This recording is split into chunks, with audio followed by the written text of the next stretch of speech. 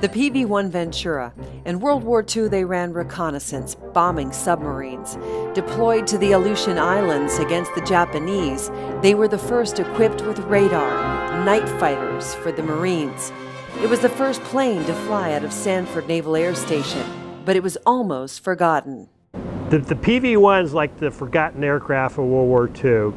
You ask people about, hey, what about a B-17? They can tell you about a B-17. Go PV-1, they go, P what?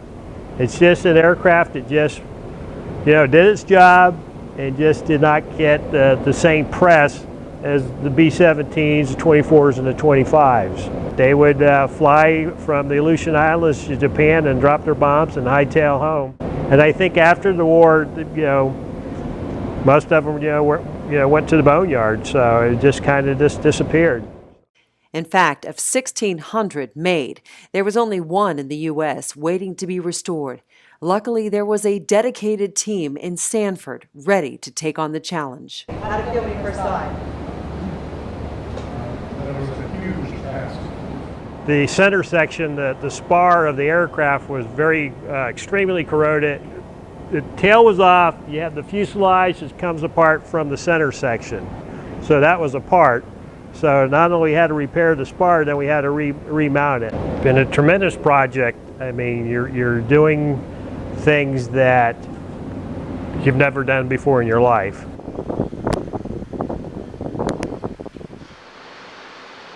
You have people of all different skills, and some of them are in aviation, and you got to teach them. Look, this is how we're going to do it, and it's a learning process.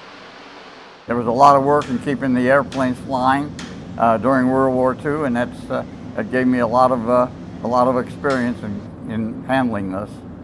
Last year she was like an intern, and now she's like We have some of the original ones. We're trying to make it as close as possible. We don't have all the parts, so we've had to hand-make a lot of the parts. We've had to hand-make the tool to make the parts. My grandfather was a Marine in World War II, and he died when I was 4 or 5 years old. And I remember him telling me stories about airplanes, and I was just fascinated with it.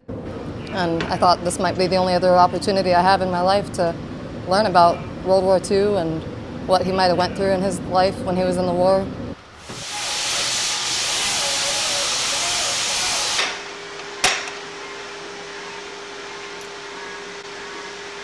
Somebody would say, well, why are you doing that?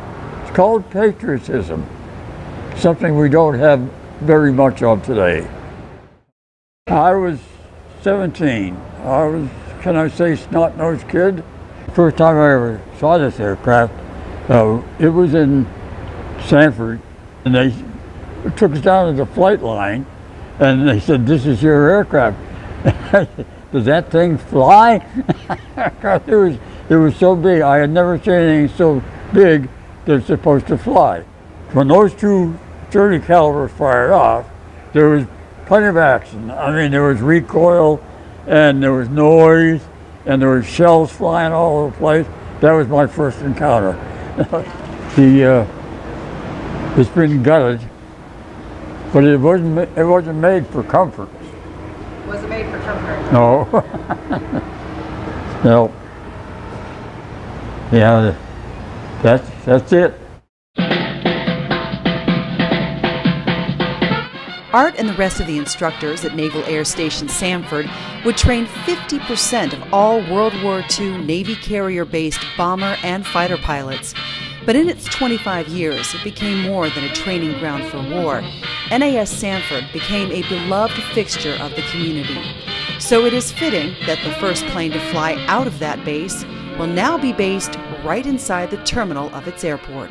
So when it goes up in the terminal and you get to see it all of the time. Oh, yeah, that'll be great. That'll be so great, yeah. It deserves the publicity. It does. When it goes into the terminal, it'll be complete. The wings will be on, it'll be painted, it's going to be beautiful. It will be a beautiful tribute to the work that they did here.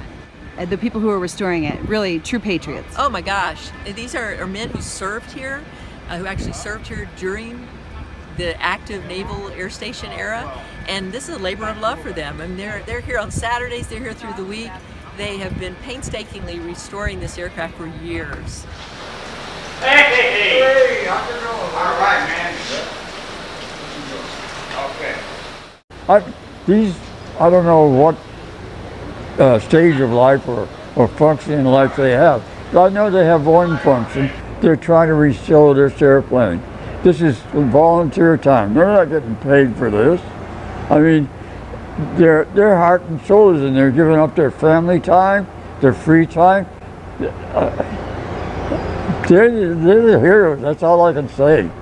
It's a lot of work, and as you know, it's so hot some days you just want to not come out here, but you still do it because of the love of the aircraft, the love of Sanford, the base, or you know, you just love airplanes.